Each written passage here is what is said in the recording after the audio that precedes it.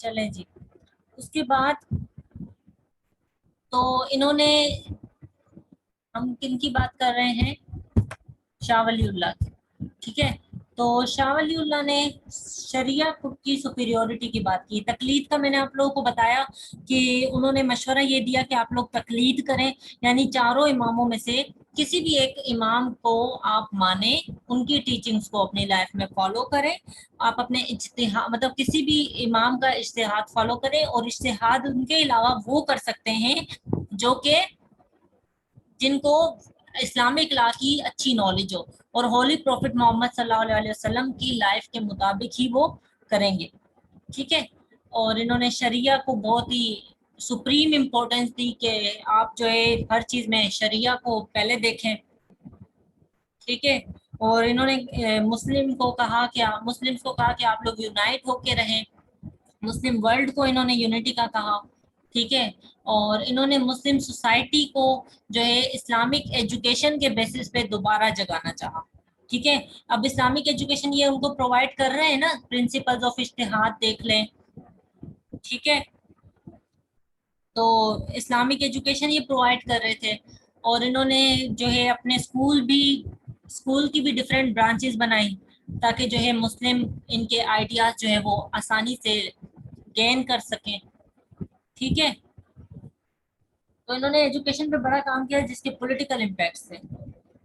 तो उसके अलावा जो वो मराठास की लड़ाई जो थी, उसमें अहमद शाह अब्दाली को इन्होंने खत लिखा था। तो अहमद शाह अब्दाली आए, जिसमें पानीपत की तीसरी जंग हुई, और जो 1761 में हुई थी, और मराठास को उसमें बुरी शिकस्त हुई, ठीक है।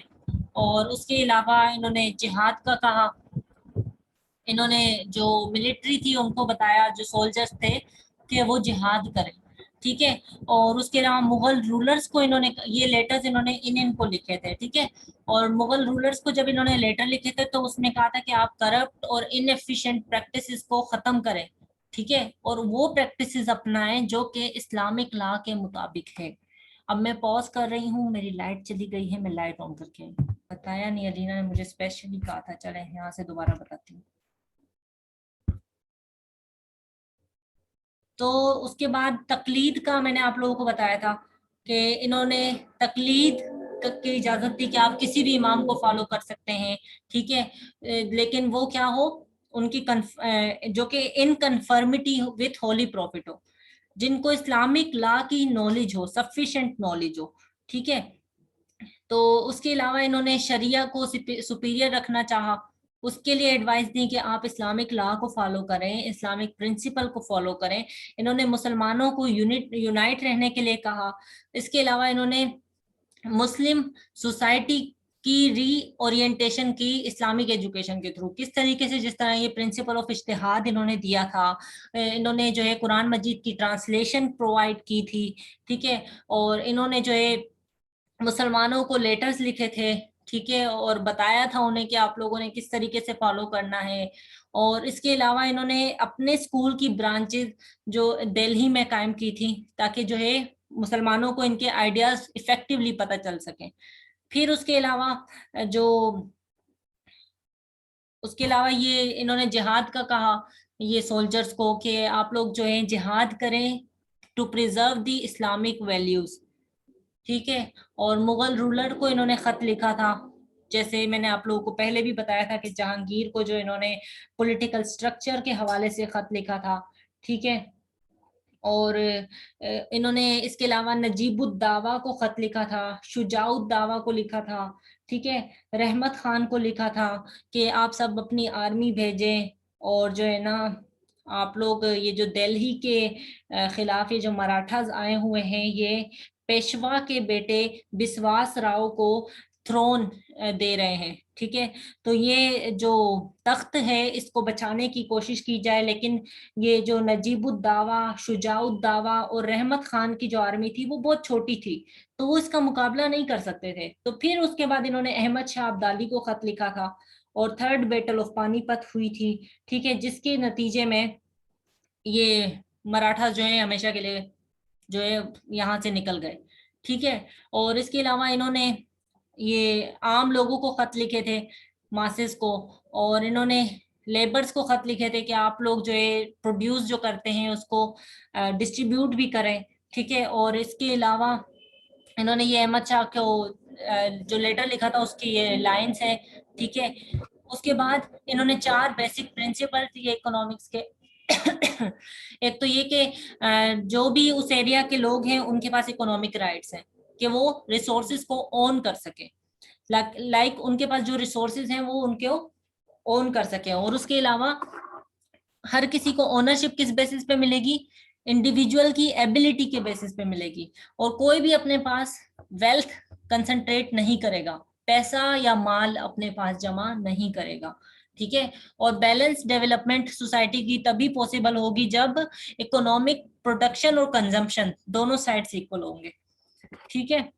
अब इनके इफेक्ट्स क्या हैं टीचिंग के, अब ये आप लोगों ने मुझे बताना है कि सोशल कौन से हैं, मॉरल कौन से हैं, पॉलिटिकल कौन से हैं।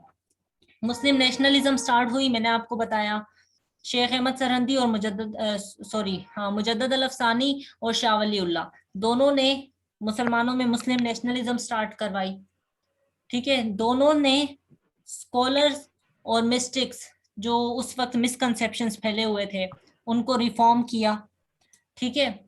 अब दोनों ने बिदात बिदात को जो इनोवेशंस थी उसको अपोज किया, ठीक है। रिलीजियन में सेक्टेरियनिज्म के कॉन्फ्लिक्ट को खत्म किया शाह वली उल्लाह ने, ठीक है।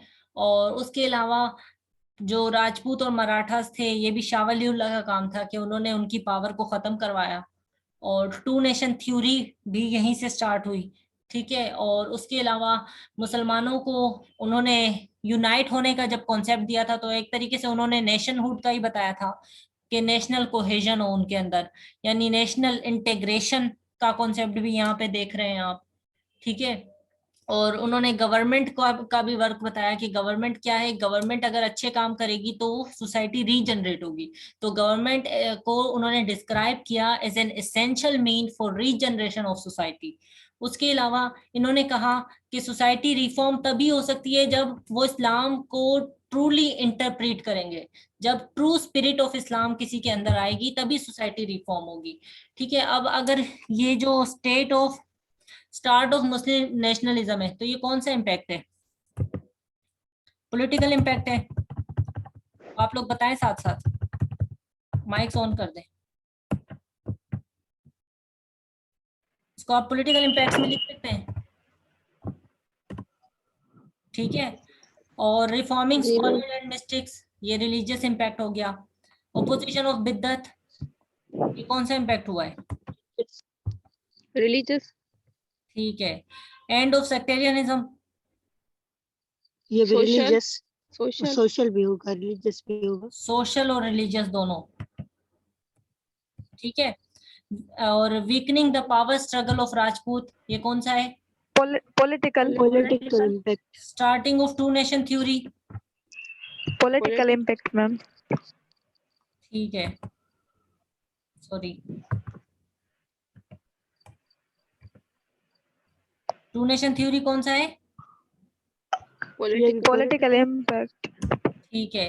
ये और प्रोवाइडेड स्पिरिचुअल बेसिस, हाँ ये इसके रिलीजियस वो भी हैं, एक तरीके से कह सकते हैं मुसलमानों को रिलीजियस आइडेंटिटी मिली, ठीक है। अच्छा, provided spiritual basis for national cohesion, तो ये सोशल और पॉलिटिकल दोनों हो गए, सोशो पॉलिटिकल कह देते हैं इसको, ठीक है, पॉलिटिकल। अच्छा, गवर्नमेंट एसेंशियल मीन है for regeneration of society, political social दोनों, पॉलिटिकल एंड समहाउ सोशल भी कह सकते हैं, ठीक है। अच्छा, दोनों में लिख सकते हैं, पॉलिटिकल में भी लिख सकते हैं और सोशल में भी लिख सकते हैं, सोशल में भी, ठीक है। और reformation of society and true spirit of Islam, religious and social, ठीक है।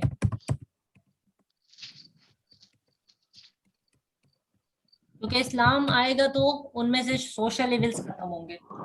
Lead the foundation of all political, religious and intellectual movements which was initiated by Muslims in sub continent. इन्होंने जितनी भी मूवमेंट्स सब कॉन्टिनेंट में आगे होनी है, ठीक है, इन्होंने उन सब के लिए क्या किया, रिलीजियस और इंटेलेक्चुअल मूवमेंट जितनी भी होनी है एक तरीके से इनिशिएट यहाँ से हुई थी, ये भी एक इम्पैक्ट है।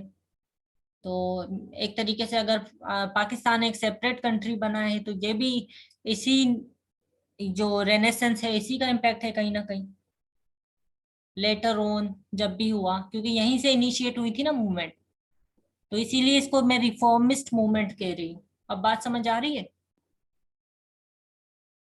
और ये कौन सी मूवमेंट है अब, ये सॉरी ये कौन सा इम्पैक्ट है? reconcile differences between Sufism concepts. Religious, Religious. ठीक है। और end of sectarianism, मैम ये Political, पॉलिटिकल और सोशल और religious social or religious. And religious. religious, ठीक है। और overhauled the existence of education sorry overhauled the existing education system, ये social हो गया। सोशल। ठीक है, अब ये इम्पैक्ट्स अलग हो गए। जी अब ये आपसे पूछेगा जब, तो आप लोग इम्पैक्ट्स लिख सकते हैं इसके। जी तो ये आप लोगों का कंप्लीट हुआ मुस्लिम रेनेसेंस।